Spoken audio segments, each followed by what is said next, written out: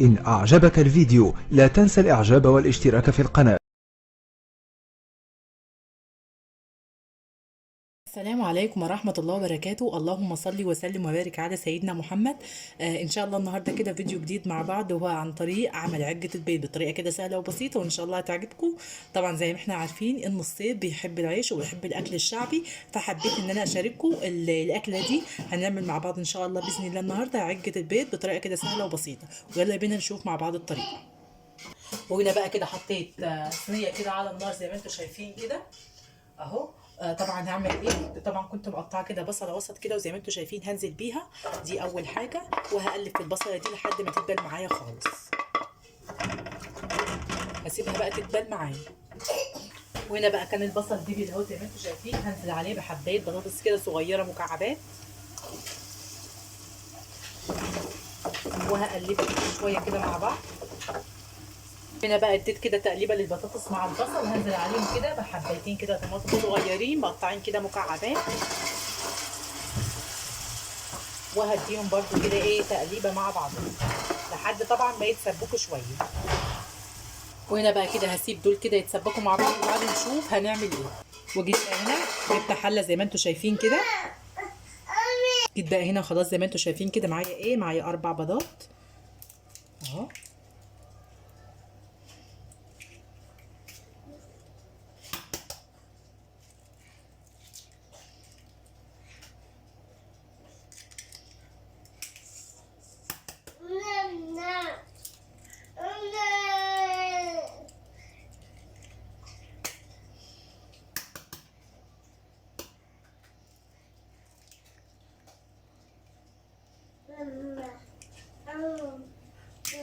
معايا هنا معلقتين من الدقيق،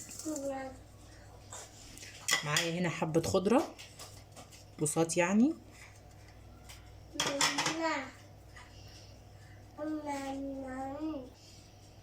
ومعانا هي ايه بقى معلقة ملح اهو زي ما انتم شايفين.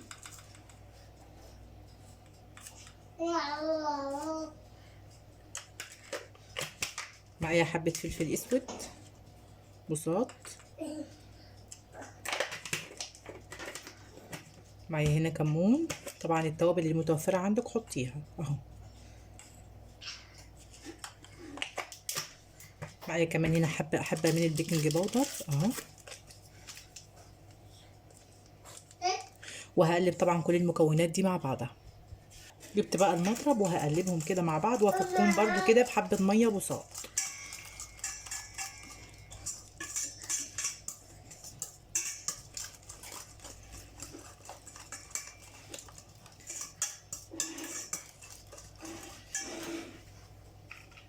وادي المية.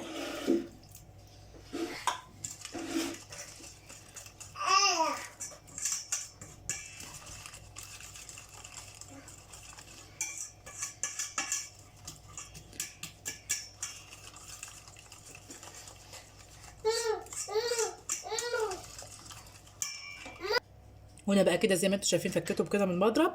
تعالوا بقى نشوف هنعمل ايه.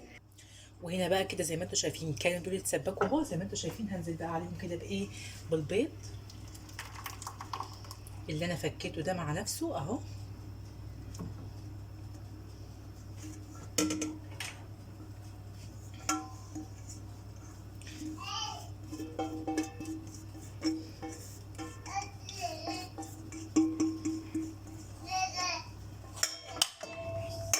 دلوقتي خلاص بقى اديها تقليبه كده بقى، وادخلها بقى كده الفرن دلوقتي الميكروويف من تحت وعلى الشوايه على درجه حراره 250، هو يا دوب بس اللي هيستوي فيها البيض بس.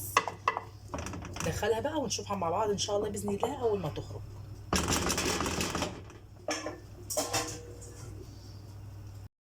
نص صينيه العجه كده بعد ما خرجت من الفرن. اتمنى بقى لو الفيديو عجبكم ما تبخلوش على لايك للفيديو، وكمان تشتركوا في القناه وتفعلوا زر الجرس للكل عشان يوصلك اشعار بكل فيديو جديد، وتكوني اول واحده بتشاهد الفيديو. اشوفكم ان شاء الله باذن الله في فيديو جديد، مع الف سلامه.